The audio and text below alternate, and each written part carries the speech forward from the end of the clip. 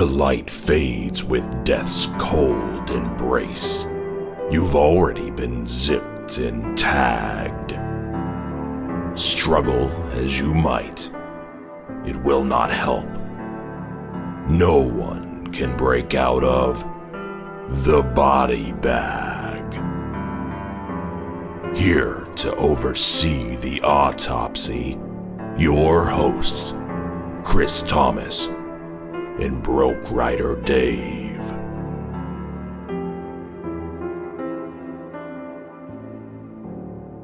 You know, Chris, I absolutely love women. Do you? I was about to ask. I do. I But didn't. there are some women who will ruin or just straight up in your life. So this is hashtag Dave hates women. Sometimes that even makes them hotter. Yeah, now These that's are true. my top. Yeah, these are my top 10 favorite horror movie women villains. Are these the women that, if you're gonna kill me, there are worse ways to go out? I didn't rank them on hotness. I ranked them on how much I enjoyed the character. Complete opposite of what Yeah. my list would be.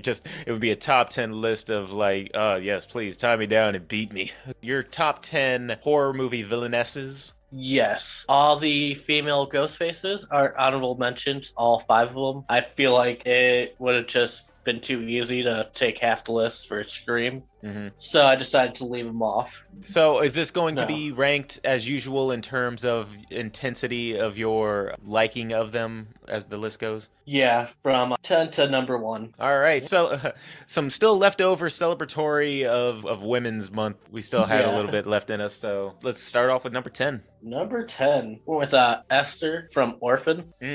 I mean, the movie in general is just great. Her character is amazing. And the actual situation, I actually heard a true story of something that actually happened that was like that, where a person or a family adopted who they thought was a little girl and it turned out to be a woman with dwarfism. Yes, I mean, that even intensifies the horror in the movie because it is something that could feasibly happen. And I know we usually, poop on child actors, but I can't remember her name, but she did a great job in this role. You just call her Esther. Esther, yeah. She was And the fact that, intense. yeah. And they're making a sequel, too. I was about to ask a dumb question. Is it with the same little girl? But I was like, she would have been like 20 by now, or 20-something by now, wouldn't she? Well, yeah, she's reprising her role. Wait, so does she just have that thing where like she always looks young and she's that short? Or is she playing we're gonna get the same actress, but she's playing the mother this time? Right now, she's 25. I don't know how tall she is, though. I don't think she ever grew to be that tall. She's probably like 5 foot. I don't know. We'll have to see what they do. At any point, did you think that... I think that this little girl's actually a woman. No. Or did you think it was like The Good Son, where it was like Macaulay Culkin, where it's like, I just think this little girl is evil? That's exactly what I was thinking the entire time. I was like, this little girl has problems. I see why she's up for adoption. She got some issues, and she is an adult. Spoilers. All right, I mean, Esther. the movie came out in 2009. I was planning on watching that in the next 5 years. Number 9. I went with Mary Beth from The Faculty. God, that needs to be on our list of movies to watch at some point, because We mentioned it a lot on the show, yeah. that movie's kind of up there with like movies like Idle Hands for me. Where It's a cult classic. it was just in that era of... It just reminds me of my childhood. Back when I was like a middle and high school, before That life late beat 90s, me down. early 2000 horrors type movie. And once again, the first time I watched Faculty, I was a kid. So I really didn't see the twist coming of her being the main alien that was infesting everybody. So I always enjoyed that. And she played her part as like the new girl really well. So it does good job taking suspicion off of her. And if you want to see Frodo Baggins before he became Frodo Baggins, Elijah Wood's in that too. Yeah, you also got Usher and Jon Stewart plays a teacher. Jon Stewart, yeah. That's a good movie. Chris' favorite editing part. With Chris horrible edits. Oh, phooey is what he said when he gets bit, yeah. When he gets bit. I don't know why. That's just a distinct memory for me that I'll always remember Jon Stewart saying "oh phooey." It's kind of like Samuel Jackson on Snakes on a Plane, where his I'm tired of all these mother loving something on this 9 to 5 plane or something like that. The TV edit of it, it's ridiculous. But Faculty, good one. That was a fun movie. Fun movie. Good, Yeah. good, Back to the late 90s, early 2000s. Horror nostalgia there. classic teen horror set in a school alien movie. Yeah. Good, fun movie. Good pick. Fun. And this one comes from a way more recent movie. I went with Rose from Get Out. This is number 8. Yeah, this is number 8. Yeah. Get Out's just a great movie, but once again, they did a good job hiding that she was a villain until like halfway, 3/4 into the movie. Get Out's a good movie, but it makes me feel bad for Jordan Peele because he had such a good first outing as a director that became the movie that everybody compares his projects to for Jordan Peele. Like when Us came out, I was like, oh, is it going to be like Get Out? Even Nope is coming out now, and it's going to be like, oh, is it going to be anything like Get Out? It was like, not everything came out. It was so much different than anything we've seen in horror. And it's a good movie. I really enjoy it. It's like not everything is going to be like Get Out. That's like with any good director. They're always going to be defined by their big movie. Yeah, I think it surprised a lot of people that because he came from Key and Peele comedy skits to doing Get Out. And then they realized, oh, this guy can really, he can write horror and drama and good dialogue, too. Yeah. So. But back to Rose, I mean, she did a good job portraying that she loved her boyfriend, but all she was doing was luring him in. And she's hot. Yeah, exactly. She honeypotted him. And then you find out she's honeypotted a bunch of people. Mostly black guys, just black guys, actually. Yeah, I think there's one black girl. There's one black girl, too. It's been so long since I saw it. I forgot. Was it like in the photos that she was like going through, you see one black girl? Yeah. Worth another watch. It's been a while since I've seen it. Definitely is. Especially when you hear him talk about it and other things. Like the reason why I put this scene like this is because the reason why when he's walking outside and Grandpa, who's in the body of the black man, is like of the gardener, is like running throughout the thing, is because he was talking about being able to outrun Usain Bolt at one point. Little stuff like that is just really cool. It's like, oh, that's why he filmed it this way. Yeah, it's such a great movie, and it had a great villain. Moving on to number 7, I went with Ginger Fitzgerald from Ginger Snaps. That's actually one movie that is on my list that I have not seen yet, but I know a lot of people talk about it in horror circles. Yeah, because she didn't start out the villain. She gets bit by a werewolf and slowly goes through that transformation, and to the point where she ends up trying to kill her sister, who she was so overly protective of at the beginning of the movie. You can't see, but I'm just shaking my head in agreement as if I have seen it.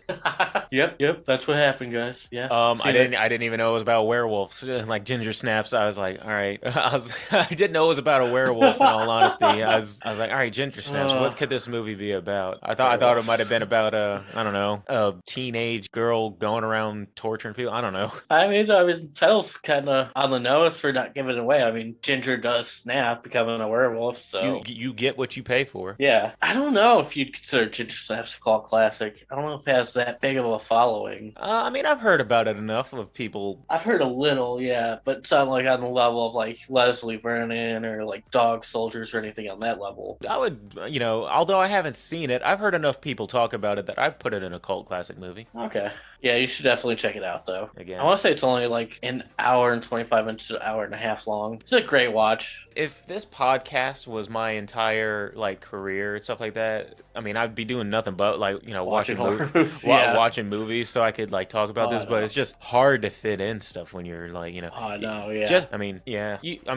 But I get it, yeah. But hey, it's hard to find times to watch things that aren't for the podcast. Yeah. But hey, if people actually enjoy listening to us, by all means, send us money. This might become a career, yeah. Send us money and we'll quit our jobs and then just do nothing. But I will just do a live stream of just do nothing. We'll just do 12-hour increments of, all right, Dave, it's your shift. Instagram living on the watching horror movies and commentating on them. Dave, it's your 12-hour shift to talk about movies nonstop. I'm going to bed. And then... All right, well, we are burning through this list because we are at number 6, and I'm sticking in the cult classic section because I am going with Angela from Sleepaway Camp. Ah, that's a classic. Talk about a twist you'd never see coming. Yeah, talking about twists. Thought that Esther turning out to be a grown woman was a twist. Yeah, Angela being transsexual. Did not see that coming, especially for for a movie from the 80s. That face of her with her mouth open, looking at the camera, looking all weird, has become like you see that face. All you need to do is see the face, and you know exactly who it is, and what scene it's from, and what movie you're watching. That scene is a great way to end a movie too. I would actually say that snippet again of her is a very iconic still shot, like still frame, like taken from a movie and stuff. I think that's for those who know horror movies and watch horror movies, like that one single frame is, you know, just as iconic as I don't know, like Jason's mask. For those who know horror movies. Yeah, because up until that point in the movie, it's just a really campy slasher movie. Mm-hmm. The dialogue is not great in this movie by any means. But they make sure that you remember it after you're done. Yeah, I'm surprised it took me so long to actually watch this movie. In my defense, the first couple times I tried to watch it, like I couldn't get to the first half. I'm like, Jesus. Yeah, that's the fun thing about horror movies. I mean, the funny thing about horror movies is that the reason why a lot of people don't watch like as many of them is just because like a lot of the times they tend to blend together. And it's like, so you're watching Sleepaway Camp and you're like, why do people keep talking about this movie so much? You're like, this is just like generic, you know, people out in the middle of the woods movie, but it's not as good as like Friday the 13th. So like the very first verses we did, The Burning versus was it Mad Max or whatever? Madman, yeah. Yeah, like almost identical movies except for the villain. Like The Burning, like if I were to watch like the first like couple minutes of The Burning, I'd be like, all right, this movie's like whatever, another. But then as the movie goes on, I was like, oh, like actually has like some. The teens didn't bug me. The actual that movie was saved by Jason Alexander. And in that role, you could tell he was going to be a star. He was charismatic in that role, and it had a decent enough storyline to. I was like, all right, you know what? This is a little bit above your just typical knockoff of a haunted camp movie. And then Madman had the really awkward hot tub scene that went on for like 3 minutes too long. But anyway, yes, good pick, Angela from Sleepaway Camp. Before we go off on too much of a tangent. Well, I think we should stick with a campsite movie. I'm going to go with Mrs. Oh, never. I was going to say, is it Pamela? Yeah, Mrs. Voorhees from Mrs. Voorhees. The original Friday the 13th. It's funny. A lot of people forget it was his mom who started it all off. Yeah. When you think Friday the 13th, you think Jason. Yeah. Like in Scream, the opening scene where he's like, who's the killer in Friday the 13th? It's Jason.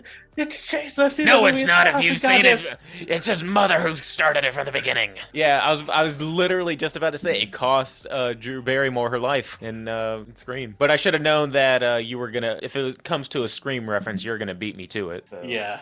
Was she like the first like slasher female killer? I'm sure that there were others. That's something that we'll probably explore a little bit more when it gets to Halloween time, because you know, we're gonna be doing Halloween classics when it comes up soon. Yeah. Maybe that'll be worth a top 10 all of its own, top 10 firsts. Yeah, 'cause I can't think of anyone like before her off the top of my head. I mean, I'm sure maybe Norman Bates dressed up in drag. I don't know. That might be it, yeah. Pretending to be his mother. All right, so that was what, number 5? Miss Voorhees at 5. We're in the top 4, and I am going with Frankie from Foxtrap. That's a movie that you recommended to me when I believe. Yeah, it was on my foreign film list. Yeah, foreign horror. Yeah, I think it was at the top of the list too. It was definitely in the top. It was definitely in the top 5. Yeah, because Frankie was so intelligent, and like you realize that she's like the killer about 3/4 of the way through, and you see like her plans start falling apart, yet she had like contingency plans, and she's the Batman of killers. Yeah, and at the end of the movie she was successful. She got away with it. Fucking A, good for you. You like a good meticulous, like it's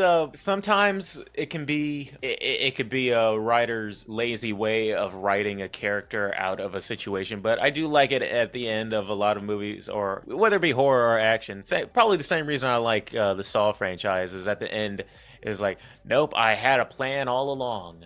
There was never any... Well, no, you see, like, her kind of come up with a different plan once plan A falls through. Well, no, like, I know. Kind of see her think through it, yeah. I'm just saying, at the end, yeah. I like at the end where it's like, I like a villain that's smart enough to be like, all right, I've kind of have plans in case something happens. It was always going to end one way. Always gotta love the brains, you know. The top 3. This is down to the wire. I went with B from The Babysitter. B from The Babysitter. Have you seen it? No, Not The Babysitter. For some reason, whenever I hear like The Babysitter, I immediately think of When a Stranger Calls. I think it's a Netflix original movie. Is it new? Yeah, it's newer. I think it came out like 2019, 2020. Because the second one came out last year, yeah. That's what, is it, all right, go ahead. Explain just the general, like within 2 sentences, like what the synopsis is. This kid is a freshman in high school who still has a babysitter who's trying to take his blood for a pact with the devil. Oh, wait, wait, I think I might have seen advertisements for this. It's very tongue-in-cheek. It's so fun to watch. Is she like super sexy? Yes. Bella Thorne's also in the movie. Does she have like I think she's played by Samara Weaving from Ready or Not. Is there a scene where the dude is like tied up? And I think I know what movie you're talking about. Yeah, because it did seem goofy from the clips I saw. Like, yeah, in terms of not like laugh out loud, but like she's sexy and he was definitely like too old to be having a babysitter kind of age. Yeah, it was actually, there was a lot of like laugh out loud funny scenes in it, and they knew what it was. Like some things were just so overly ridiculous in this movie. Did she constantly have the dude like horned up? I might be in danger, but damn it, she's hot. No, they played it like you could tell he was attracted to her, but they had like a platonic type relationship. No, I would have thought it'd been funny. It was like, man, I know she's trying to kill me, but damn it, she can get it. No, Robbie Amell was so fucking hilarious in this movie too, because he's part of like the satanic cult, so he's also trying to kill the kid, but he's also like coaching him at the same time. All right, I might have to, like, you said this is on Netflix? Yeah. All right, I'm clearing my evening. I'm gonna watch it tonight. Yeah, she's only a villainess in the first one. She kind of has in the second one, everything comes full circle. Second one's even more ridiculous. Is that as well on Netflix? Yeah, definitely worth a watch though. All right, I had so much. All right, you sold me. I'll watch it tonight. Yeah, it's so much fun. I was like, because I didn't have a purse for this list, I was like, I'll check this out. I watched it. I immediately went and watched the second one right afterwards. I was like, that was so good. All right, and this is your numero uno. Nope, down to the last 2. All right, that was number 3. You want to take a guess at who's number 2? Well, you said nobody from Scream. Yeah. It wouldn't be a Wes Craven product, would it? No. Well, those are the 2 things I know you like, is Wes Craven and Scream. All right. I don't know off the top of my head. Annie Wilkes from Misery. She's definitely, yeah. I figure she's been mentioned on this podcast. Quite a few times, yeah. In terms of female actresses, Kathy Bates is definitely in my top 3 to 5. I really like Kathy Bates. She's incredibly talented in any role she does. Yeah, and I'm so happy that she's one of the reasons why I like the American Horror Story series so much, is because she's in all the seasons, or damn near all of the seasons, if not all, most of them. She's just always a treat whenever she's on screen. I love an American Horror Story. So like I've gotten through like halfway through Hotel and haven't really watched since. You really need to get back onto that. I started with Freak Show, and she's in that one too. She plays the bearded woman. Yeah, that's a great one. You know, Kathy Bates. She's definitely one of the actresses that I wish that I could like see. She's on a list of like my top ones that in that horror field that I would like to actually meet at a con someday. Right, and she just does great in horror, but she does great in everything else too. I've seen her in comedies and horror. Titanic. She was in Rat Race. She played the squirrel lady. Forgot about that movie. In Misery, she's at her best. Yes, that is, when you think Kathy Bates, like immediately your mind goes to Misery, because she just owned the screen. Yeah, you just let her talk for a minute or two, and then you're, as the audience, you're like, this woman is crazy. Crazy, vicious. All in all, great movie, and mostly because of her. And you know, the great thing about Misery is that like any able-bodied man, you see Annie Wilkes and you're like, all right, you know, if she's my killer, I could take her or stuff like that. But when you are crippled and your legs and you can't move and you're just completely at her mercy, it's just terrifying. Like you're just like, you know, you're just so helpless. That's why Misery is such a great movie, because to a regular, any able-bodied person, you're like, all right, there's nothing really intimidating about her. But when you can't do anything, Yeah, at her will. good pick. She needed to be on this list. Oh, definitely. And number one, She would have been my I number went- one. But what's your number one? it was close. I went with Sandy from Last Night in Soho. That's a good one too. I would have still put Kathy a little number one, but Last Night in Soho was a good movie, and Sandy was that was just an enjoyable experience all around. Oh yeah, and there's just a great twist where you're thinking almost the entire movie that Sandy died in the '60s, but no, she was the one killing people. I mean, I just thought that she faked her death, and I did think that the old woman at some point, I did think, all right, that's Sandy, but I didn't think that Sandy was the one killing people. I thought that she like faked her death or something, and then she was just trying to live out in hiding, and dudes died of something else. But I didn't put it together until the ending. I was like, oh, not only is she Sandy, but she's been the one killing all these Johns. And she was willing to go down in a blaze of glory, burn this entire bitch up. She went out in a way that I think a lot of people would be like, if I gotta go out, I'm going out on my own terms, and I'm burning this bitch down, and I'm going down with it. Yeah, and like at the end, like when she was gonna kill a girl, she kind of felt bad about it. She's like, not the type I usually kill, but I gotta do what I gotta do. I guess she's like, you know what? I'm an old lady. I can't be doing all this killing anymore. Did she knock out her friend and he was like downstairs in the I think she stabbed him, right? Yeah, I'll stab this poor dude. Because she drugged the girl to have her pass out. She drugged her. Stabbed the guy. Ellie, I think her name was. Yeah, Ellie. Drugged Ellie and stabbed her. Oh god, the entire time I thought that dude was gonna die. He almost died like 3 separate times. One time, that dude has to be the biggest whip dude I've ever seen. I wouldn't have. After that night of they were about to hook up, and then she starts freaking out, and then it looked like, he looks like a crazy person. Like, I thought that he was about to get shot right there, because he looks like his face is painted, his pants are down, and she's screaming in the corner. It's not a good look. The fact that he came back not a good look. The fact that he came back the next day, I'm like, man, getting ass ain't worth this. So no. So Sandy's your number one, huh? Sandy is my number one. This is a good movie. It was a very good movie. And those are your top 10 horror ladies. Or Villianesses. So, I guess it's about that time that I assigned you another one? Yeah. All right, give me a moment. You'll have to edit out this dead silence for a minute. Or I can keep it. Or just keep it.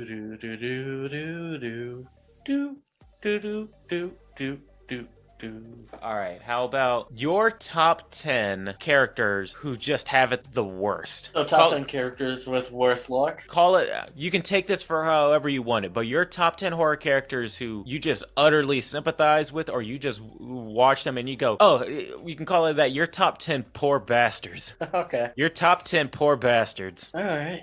Your top 10 poor son of a bitches. Just by the end of it, it could be your horror villain, it could be a horror victim, but you watch the movie and you're just like, damn, that poor person. Like that. And that way, fun one to make, yeah. That way you can it could either be a villain or it could be a victim or both, and you're just like, damn it, that's rough. That'll be a fun one. I'm excited about that one. Yeah. But in the meantime, I think that this coupled with the one that mine was, you gave me a top 10, my Chris hates slashers, if I'm not mistaken. Yeah. And that'll be for another episode. Thank you all for listening. You have a wonderful week. And hope you're enjoying. This is our first top 10s kicking off season 3. Hope you're sticking with us. Thanks to all our followers. Hey, thanks for listening to Body Bag Podcast. Be sure to like and subscribe and leave us a comment as to what you'd like to hear us review, or any horror movie topics you'd like to hear us rant and rave about. And while you're at it, you can find us on Twitter at BodyBagPod and on Instagram at BodyBagPodcast. Thanks, and we'll see you next time.